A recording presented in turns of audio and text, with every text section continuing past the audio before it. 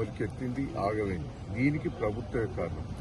నేను ప్రభుత్వాన్ని డిమాండ్ చేస్తున్నా, మీరు చేయబట్టే నష్టం జరిగింది.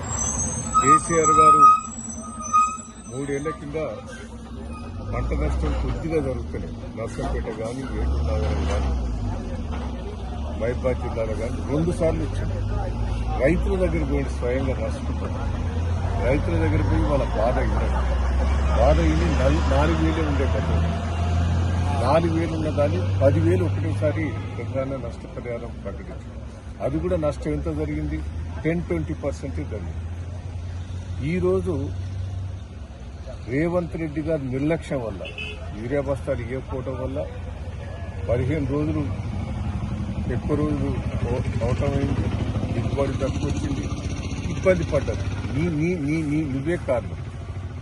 పోయినసారి మాకు ఇక్కడ దేవాలయం నీళ్ళు రాలేదు, మొత్తం పొలాలన్నీ ఎండిపోయినాయి. అన్నిట్లా రేవంత్ రెడ్డి ఈ నిర్లక్ష్యం వల్ల జరిగింది.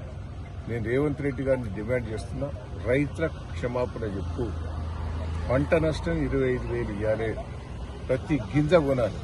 మొలికెత్తిందనో గిరికెత్తిందనో నువ్వు ఇబ్బంది పెట్టే ప్రయత్నం.